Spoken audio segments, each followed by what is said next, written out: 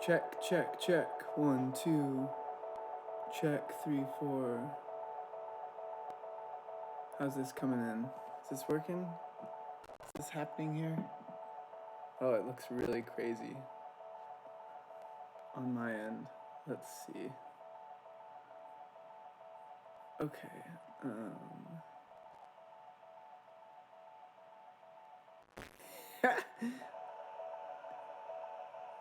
Okay. I can't tell if it's. I know the audio is coming through and the video is coming through. I feel like I look like a painting. I can't tell if it's. I know the audio is coming through and the video is coming through. I feel like I look like a painting. I can't. I don't know. Well, we'll see. We'll see what happens. I'm not really sure why my face is doing that. Let's see. Maybe I can reset it. Yeah? Is that a little? No. I kind of like that effect though. It's kind of cool. Yeah, so welcome to the live stream counting down to the release of my new single, Quixote. It's really great to see you guys again. I know it's been a hot minute. It's been a long time since I've hung out with you guys and since I've been sort of in your sphere, I'm sure. Yeah, so I'm here to answer all the questions that you have about where I've been and what I've been working on and what's coming up, and just overall questions about my process or about the album, about Quixote. And then I guess we have about 45 minutes until it releases. So give me, let's see. Oh, there's a lot of questions here. Give me 1 second. Let me just make sure everything's good here.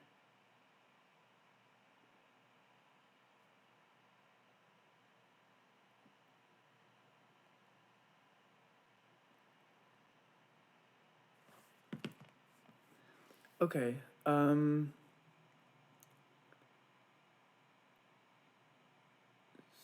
is good.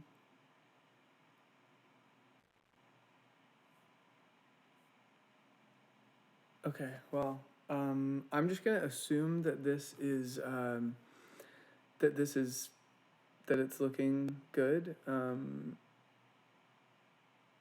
Cry Lag 2018. Come on, man, give me a break. Okay, so yeah, you can stop saying Cry Lag.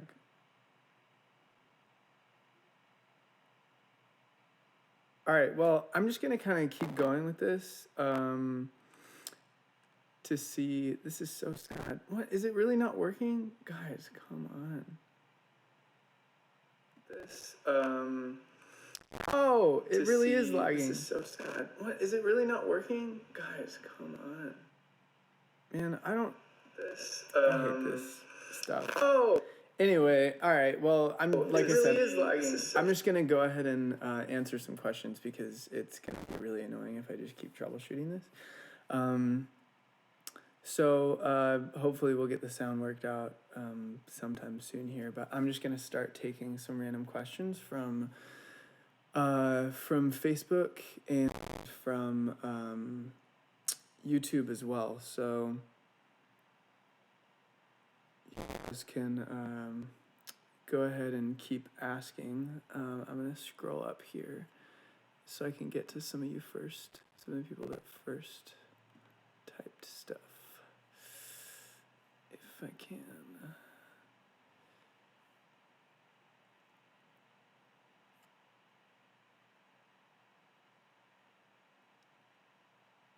Oh wait, okay. Sorry guys, this is just gonna take like 1 second to figure out, and then I swear that okay, let's see. Do you write from past experiences? Yeah, I think it would be really difficult for anybody to write from anywhere that wasn't a past experience. I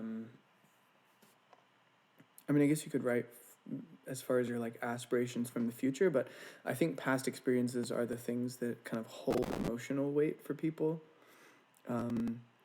For me, art has always been, the purpose of art in my life has always been this release of intense emotion that exists inside of me.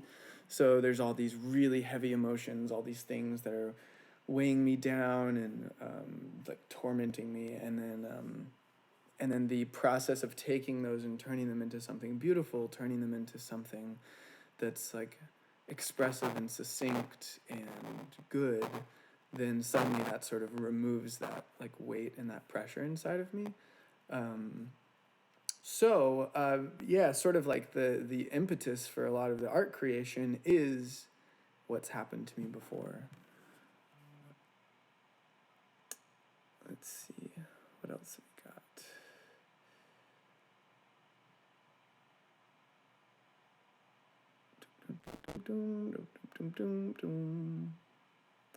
There's a lot of statements, not as many questions. Oh, here, I'm gonna tell my management to.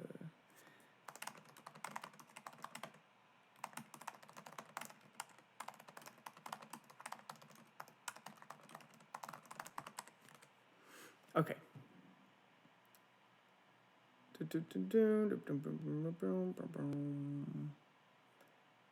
And there's like a lot of statements on here and not as many questions. I feel like I missed.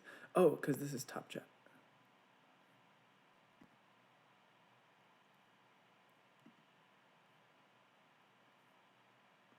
Sorry, guys. I know that it's like annoying to watch the process of me figuring out how to do this. I promise that in like 2 minutes I'll have it figured out. Just trying to see. It's like kind of hard to find your questions here. Let's see. Okay, here's a good. Who's your favorite author, and did they inspire your ability to write phenomenal music? My favorite author. I don't know about like my favorite author overall, but my favorite book is still House of Leaves by Mark Danielewski. And it's sort of this, I don't know, it's a little bit hard to explain unless you've read books that are sort of in that same vein, but it's this kind of like Lovecraftian dread. It's this, it all has to do with the dread, this like deep dread of the unknown and the infinite. And it was sort of the first time that I was introduced to, there's lots of dark writing, lots of horror or thriller, or there's a lot of dark literature, but this is a very specific type of theme and aesthetic, and it's one that specifically has to do with like the infinite dread, where so like feelings that have to do with things that seem beyond this world, or things that seem like transcendent in some sort of way. Those have always been the things that really fascinate me and that I gravitate towards. So with Dysphoria, with Cataclysm, especially those two albums, a lot of those feelings, a lot of times the stuff that I'm trying to capture are these feelings of transcendence and something that's so far beyond the normal mundanity of our life. I think a lot of times, I think anybody can sort of, I think a lot of people can relate to that. I think a lot of times if we have a difficult existence, if we've found that it's very, if we're going through a lot of like tribulation, then it can be really easy to feel this desire to escape, or almost a desire to know that there is something much more than the kind of baseline stuff that you're experiencing. when you encounter art or encounter feelings that show you that there's this entire other world of experiences and feelings and emotions, I think it brings you out of the depths.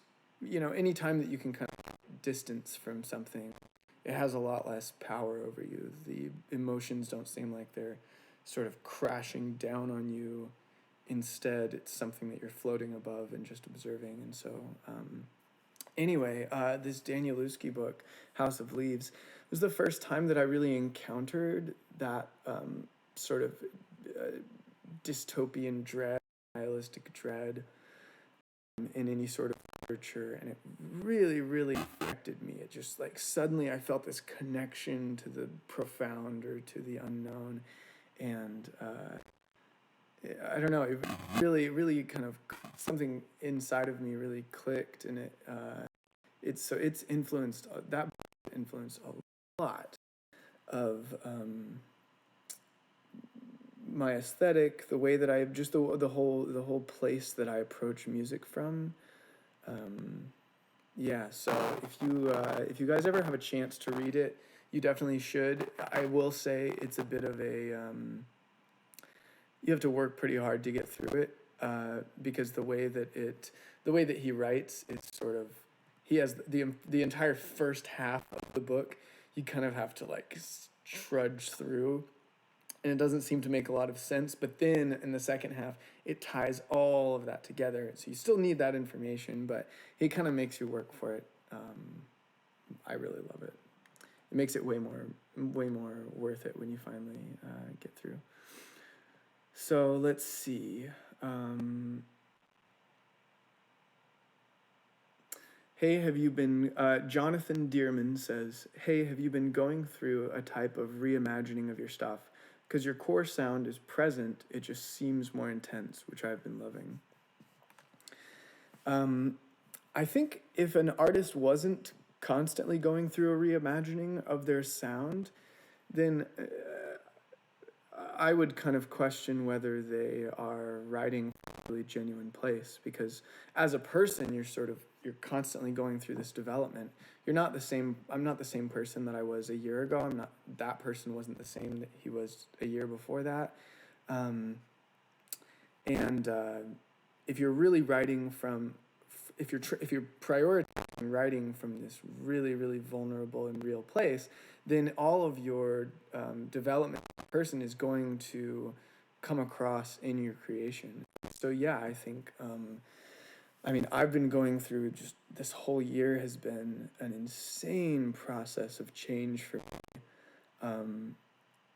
Going from, all in the last 3 years, going from being in obscurity and being on food stamps, and then suddenly going to touring nationally, and then headlining shows, and then last year playing, for a crowd of 10,000 people at Electric Forest, and just having these just the changes in my life and the amount that I'm doing is just so drastic and so much to process. And this year I've sort of taken a little bit of a step back and given myself a breather, and it's just been crazy processing all of that in my brain, just all of this personal development happening.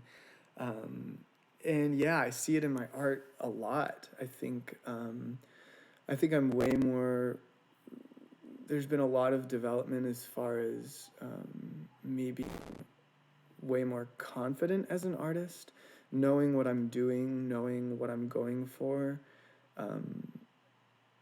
and sort of falling in love with my own stuff again. And so I think that comes across a lot. In a lot of the new stuff, there's still a lot of the same vulnerability, but I think I come at it from a much more confident place.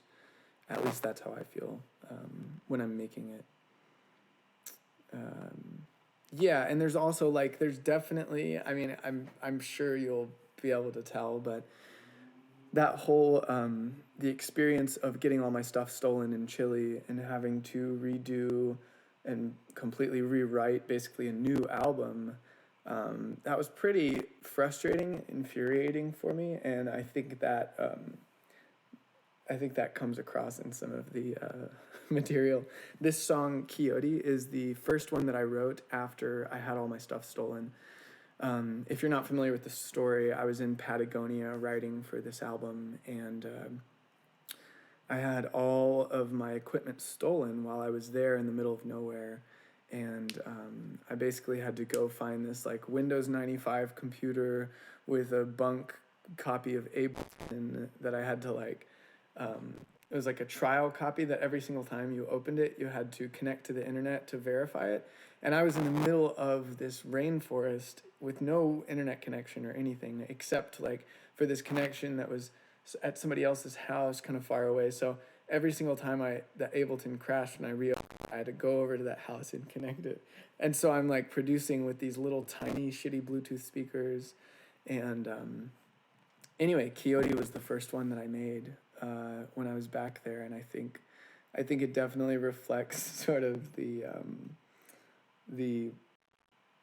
like, because that at that time I had like, it was about a 7-day process going through the projects and trying to find all my equipment and being so frustrated. And so I think that frustration and the borderline sort of insanity that was coming in definitely comes across.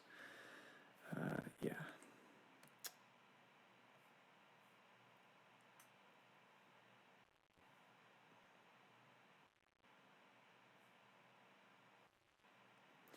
What's Shannon Pilgrim says, what song of yours was the hardest to write emotionally? I think some of the songs from the new album have definitely been the most difficult for me to write. Primarily because like I said, this year I've just gotten so much more in touch with myself, and I've started to understand a lot of the way deeper emotional motivations that I have, or like the kind of the emotional pain and the emotional qualities that have shaped a lot of my life and shaped a lot of my creation. And a lot of those realizations were really profound and beautiful, but some of them were really painful. Realizing that there were sort of these deep, deep wounds that had been controlling so much of what I do and kind of the whole way that I approach the creation process and the way that I live my life. And so a lot of these songs address, I think, much deeper emotional places than a lot of my old ones do. And so a lot of them have been really difficult, and it's been a much heavier experience for me making stuff than it was making the other stuff. So there are a couple songs from the new album that like are still really difficult for me to play sometimes. I just get like really emotional about them. So I'm looking forward to you guys being able to hear those.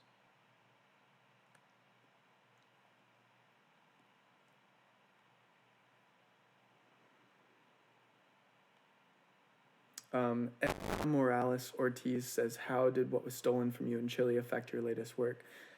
Just to like piggyback on what I just said earlier, it was sort of a situation where, you know, getting to this remote place in Patagonia with all of this studio equipment, with cameras, with, you know, extra crew for parts of it, just spending all this time, all this money, all this effort on making this thing happen. You know, it was insanely frustrating when everything got stolen. I mean, frustrating is really an understatement. I mean, this was like, I felt like all my insides had just been like carved out. I mean, this was, you know, you have to understand, it wasn't just my equipment being stolen, it was my computer and all of my backups. I had all of my backups in my backpack. So essentially what was stolen was everything digital that exists regarding my life. All my old project files, all my writing, all of my pictures. I used to document my entire life throughout my earlier young adult years. I documented everything, all these crazy formative experiences, and now I don't have any of those pictures, any of those videos. I don't have anything anymore. And so it was almost really difficult for me to, it was something that I couldn't even really connect with when it first happened. When I realized, when I was finally told that they had dismantled the laptop and that they had shipped it off to all these places and that it wasn't going to be able to come back, yeah, I mean, it was devastating, but in a way that I didn't even really connect with. It was just too much loss, just too many. I mean, it was kind of, it reminded me of one of my favorite words. It's this Polish word called litost, Litost, and it's sort of, the meaning of it, it's sort of hard. I mean, it's like one of those words that's really difficult to translate, but it essentially means this sudden feeling of an immense loss that that seems like it should never have happened, or it seems like it should never even be possible for something that like that to happen. It's this sort of feeling not just of loss, but this almost this feeling of like, no, this can't be, there's no way that this sort of immense loss happens in the world. There's just this disconnect that happens, and makes it really hard to process and deal with. So anyway, I after returning back from the city where all that stuff was stolen, going back to my cabin, I really wanted to pack everything up and just go home. I mean, all, my suitcase that was left. I really just wanted to go back because I thought I can go back to the studio. I have more equipment there. I can start making stuff. I can buy stuff there.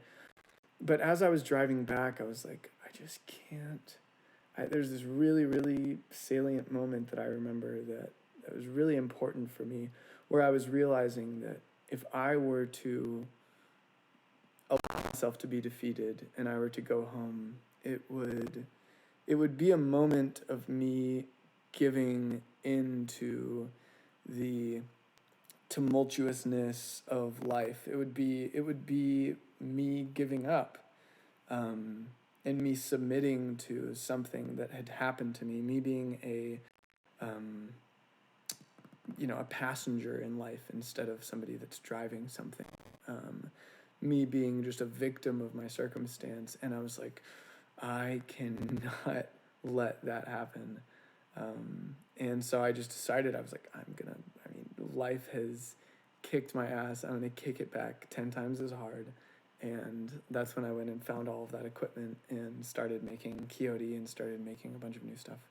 So, I think that that sort of healthy, not bitterness, but that healthy feeling towards life trying to fuck me, definitely that's spurred on a lot of the creation, but in a cool way, not like I'm making a bunch of stupid bitter music.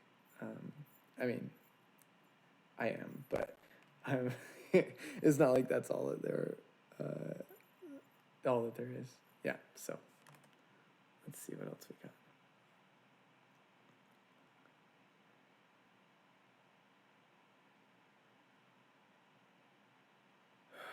What do, I can't quite see the name, but Schlebsdaft says, what do you do to stay in touch with your emotions, and how do you turn them into works of art? I don't most of my life I've tried pretty hard to completely run away from all my emotions. That's been like a common theme in my life, is just running away all the time. That's something that I've tried to stop doing lately. But I mean, for the most part, my emotions have always been kind of this, I don't know, they've seemed a lot growing up as this prison, so they've always been something to sort of try my best to escape from. I mean, even art itself is me trying to ease the burden of those emotions. But I will say that lately I've I've begun this practice of taking, like, whenever you feel a really intense emotion, um, instead of trying to run away from it, instead of trying to distract yourself from it or tell yourself that it's not intense, instead going the exact complete opposite direction and sitting down and really, really letting yourself steep in that feeling. And it seems crazy. It seems like, why the fuck would I do that? But it really allows yourself to process that emotion and feel it to its utmost extent, and then it allows you to sort of purge it instead of just letting it sit on you or repressing it. And that process has really allowed me to connect with a lot of emotions that I wasn't even aware of before because I just wasn't giving them the time of day.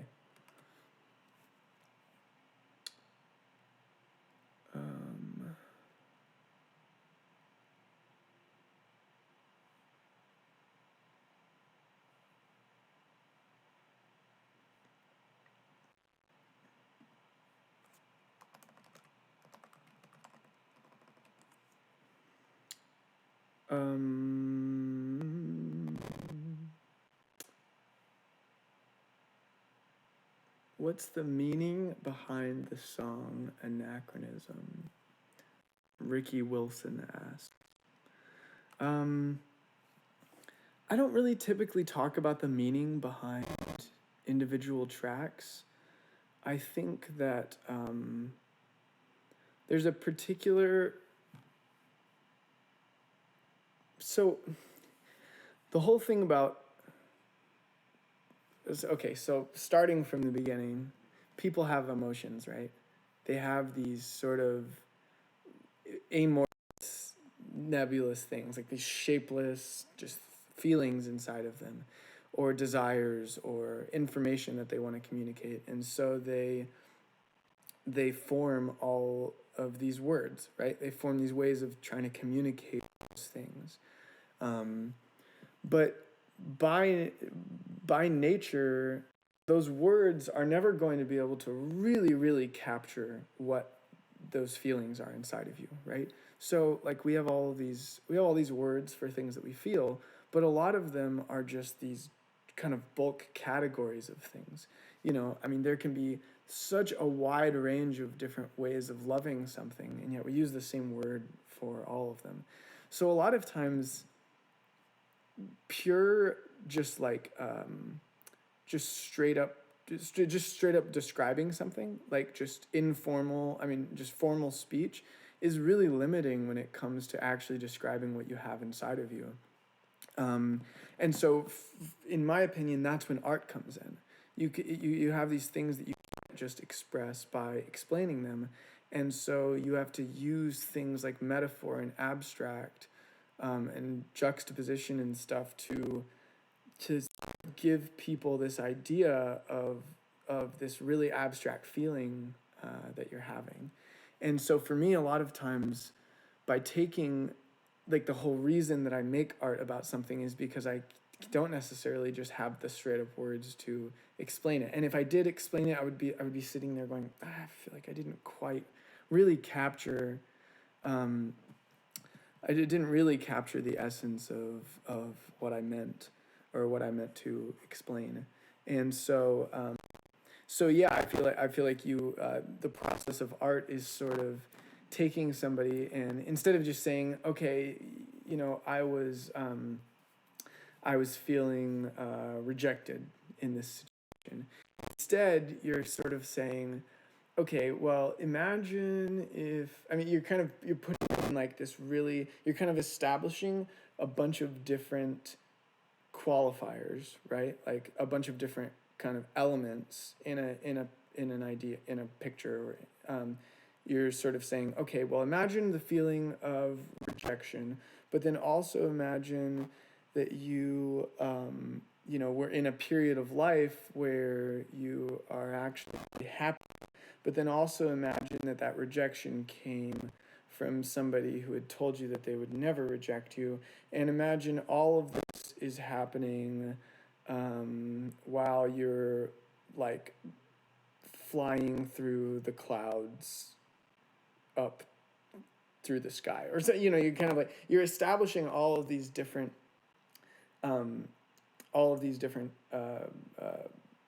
things that sort of modify the source feeling.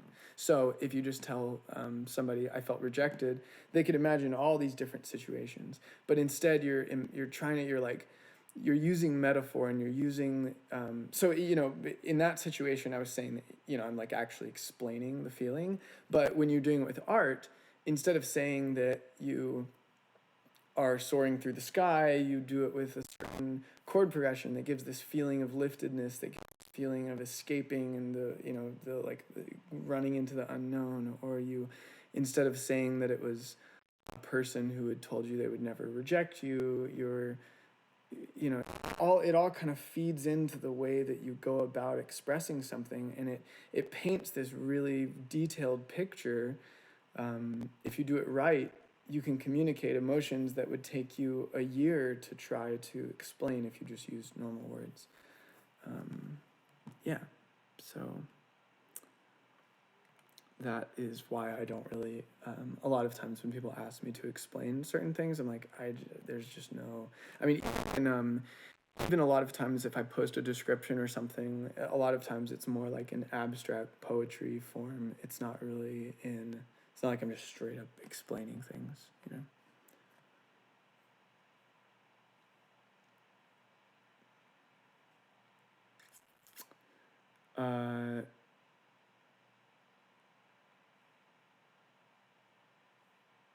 Do you have a favorite instrument? Donovan Rousseau says, do you have a favorite instrument? That's a nice PRS you got in the back. Thank you, Donovan. I'm surprised you can see it. It looks like everything's painted on this screen, but yeah, that's that I play live. And that's probably I have two favorite instruments. One of them is that PRS, and the other one is my acoustic piano, which is, I bought that piano when I moved to 3 years ago, and I've written the majority of my songs on it. Piano's always been the instrument that I'm on. I like playing guitar, but piano, just there's so many memories that I have sitting there,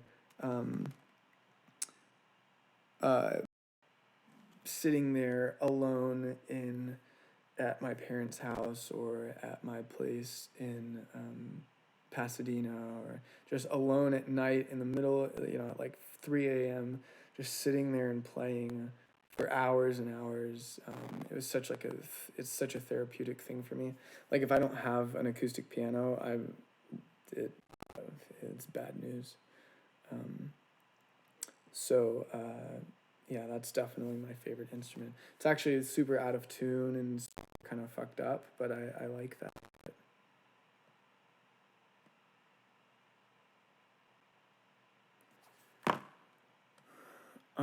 Oh, we got 15 minutes left. Yeah. I'm really excited for you guys to hear this. Yeah, so it's the song, I just saw the question, what time is this dropping?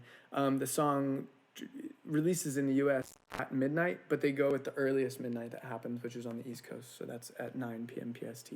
So it's in 14 minutes now. Christian Morris says, what gave you the courage to pursue music and overcome fears like stage fright / what people think? I think the idea of overcoming fears is something that's been really, really important to me from a very, very early age. I think the process of me overcoming something like stage fright, or caring what people think with my music creation, it goes back way before I actually started making music. It's been more of like this ethos, this way that I've lived my life, of just running as fast as I can in the opposite direction of fear. As a kid, I remember when I was living in one of our first houses. I was like maybe 9, and they had this huge like acres and acres of woods behind it, and they were so terrifying at night. And that was one of the first ages that I started realizing, because I mean, I was a super sensitive child. I mean, I'm still a super sensitive child, but I was an actual physical child, and I was even more sensitive. And I was just scared of everything. I was like, I mean, I would cry if anyone laughed at me, if anyone said anything negative. I cried all the time. Like, I was just very fragile. And I was scared of everything. And I think that was, so we moved into this house, and I mean, even just leaving my room at night was the most terrifying thing. Even being in my room at night was the most terrifying thing. And so I remember this moment where I realized that unless I wanted to live this life where I was just paralyzed by fear all the time, I needed to start being really militant about rejecting fear and stepping out in courage. So I started thinking, like, what's the worst thing I could imagine doing? I was like going into those fucking woods at nighttime. And so I like just began this process of forcing myself to sit awake in my room and imagine like crazy monsters coming out of my bed, and then forcing myself to sit in the middle of our living room all abandoned and imagining like a little girl in a Victorian dress outside the window. I remember that one really clearly. Or going into our basement, and then finally went out into the deep into the woods one night and just like made myself imagine all the most terrifying things happening to me, and I just like did not let myself run. I was just like paralyzed with fear, but I was like, don't run, face it down. Anyway, so I say all that to just sort of explain that the whole idea of facing those fears has been something that has been really important to me for a long time. So when I became a musician, and of course I had tons of stage fright, I mean, especially singing, holy shit. I mean, like playing instruments has been a relatively easy thing, but God, like fucking singing, I mean, it's just such an intense thing. I mean, singing in front of anyone is terrifying. And so when I first started doing it, it was like really scary. But yeah, just like, I mean, you at some points in life, you just have to make a decision and be like, am I going to live my life being terrified of things and depriving myself of stuff just because of fear, or am I going to make a change? I mean, the reality is people think that they have these inherent characteristics about them, like, oh, I'm just somebody who's scared, or I'm just somebody who is too fragile to do that. I'm just somebody who isn't good at this or this or this. But the reality is there's almost, the majority of studies have shown that there's almost nothing that is actually a fixed part of your personality. You can change almost anything. And so I mean, like, I think I'm the perfect example of that. I mean, it was just like, I was so fragile as a child, and now I feel like I do a lot of things, a lot of really, I see myself very easily able to do a lot of things that other people are really scared of. And it's just because I've done them a bunch. It's not because I'm like naturally that bold of a person. It's just that, or I'm naturally like, really good at doing that stuff. I just kind of made that decision. And so, yeah, stage fright came along with that. It really is sort of like just taking action in that sense. I mean, that's like really the only way of affecting change in yourself on a large scale, is just taking action. It's just putting your foot forward and just doing things. I mean, I just had to deal with, in order to get to the place where now I'm confident in performing in front of, whatever, 1 million people, I've had to go through so many rejections and so many moments of people telling me that I couldn't sing, and people making fun of my voice, and people, I mean, I've told this story before, but I mean, I had two of the people that I really, really respected musically. I had two people tell me that I should never be a vocalist, or that I should never sing, that I should never tell people that I can sing, because then they'll know that I'm a liar. Legitimately, somebody told me that. So I've had to go through a lot of shit to get to this point. But now that I'm at this point, it's like, there's this like invincibility that comes with it. Sorry, I'm being really long-winded here. We got 8 minutes left.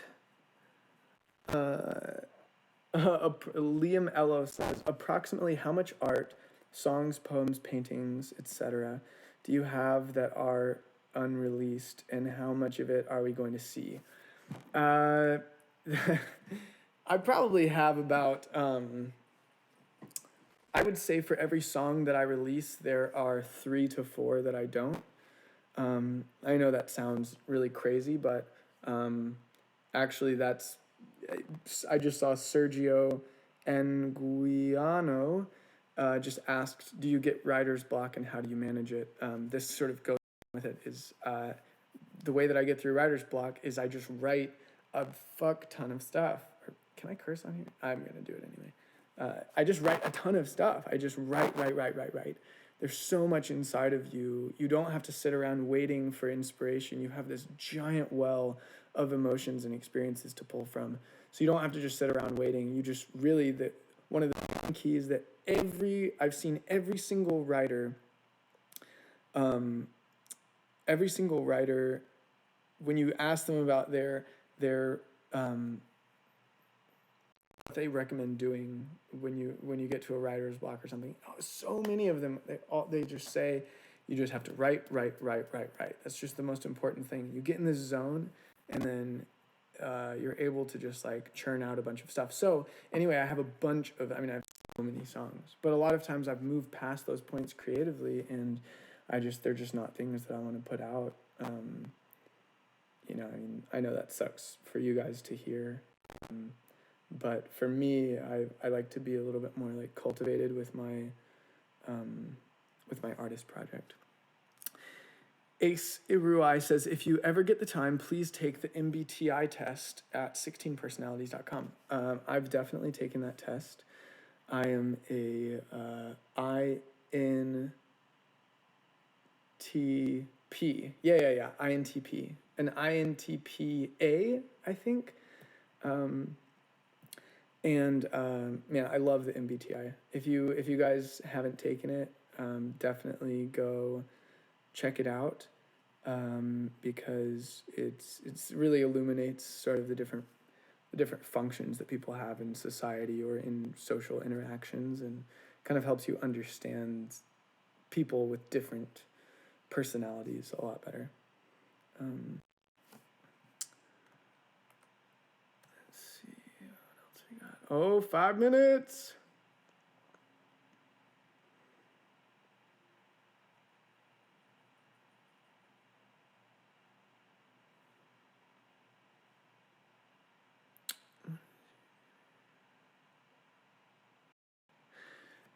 Nikolai Ralowitz asks, what's your inscape? INSCAPE, your inner landscape. Man, that's a hard thing to answer. I think because what goes on in my head is just like pure for the most part. It's for the most part, it's just like so many things all the time. I mean, for me, one of the most difficult things in life is getting my brain down and getting to the actual like substance. I mean, because at any given time, my brain is just going a million miles an hour, thinking about all these things that I have to do, all the next steps. Like a big part of my personality is being sort of like a master planner. I mean, master as far, not like I've mastered it, but a master as far as like you're seeing this big plan of what you're doing, and you're kind of bringing all these different elements together. And so I just end up thinking about that all the time, and it's really difficult for me to quiet that down and get to a place of art creation, which is why it's really important to just write all the time, because it's like a practice. Once you get used to getting to that place, it's really easy to get in that kind of like artistic focus. But if you're just waiting all the time, and then you randomly do it, then it just it can be kind of difficult to get back to that place. Yeah, I'll play something for you guys, but I'm probably gonna wait until you guys get to go and listen, because it's, you know, it's.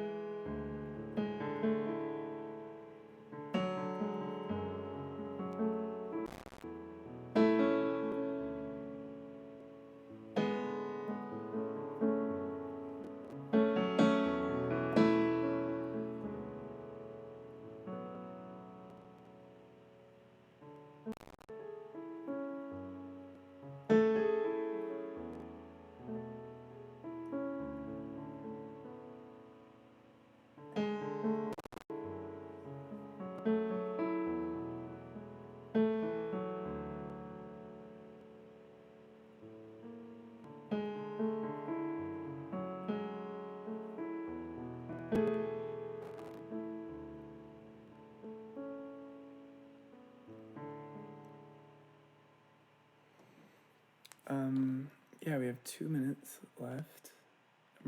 Like I said, I'm really excited for you guys to hear this new track, because I'm pretty excited about it in general. Definitely for me, I don't know. I think it's definitely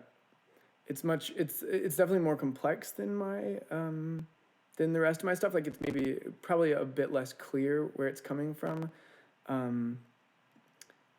But I think it's sort of similar to Cataclysm in that regard, that it's a little less like simple with the expression of what it's about and stuff. But I think that you guys will be able to really easily get it. You'll be able to understand it. You just, anyway, yeah. Like I said, this is why I don't really like explain my stuff that often. It's a lot of times it's the entire reason that I'm doing an art project is because I can express things that I can't express by just explaining. Yeah, so we have a minute left. And then I'll probably, so we have a minute when it comes out, which it just did, 9 p.m. Wow, this is a cool moment for me. It's been a long time since I released something.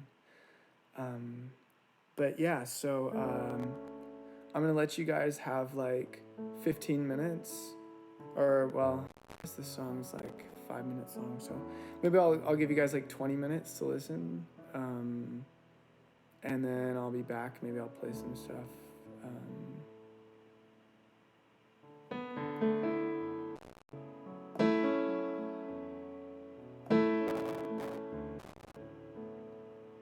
Yeah, 20 minutes, is that good? Does that work? Is that too short, too long? Just perfect? Just right? Man.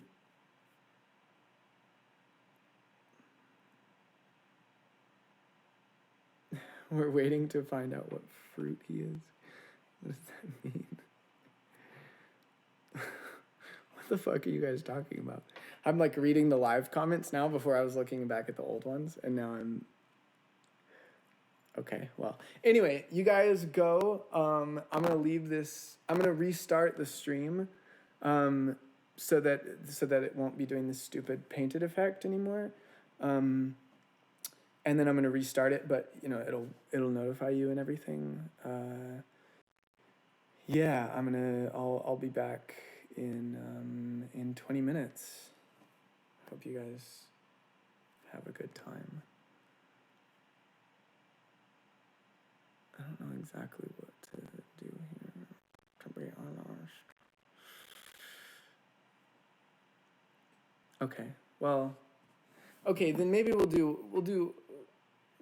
I'll be back in 20 minutes, but I won't do anything of significance until 30 minutes, so that you guys have some time. Yeah. Okay, so 30 minutes is the main, like, come back in 30, definitely. You can come back in 20, you know, just to see me, like, sitting here, but 30 minutes. 9:30, okay? I'll see you guys soon.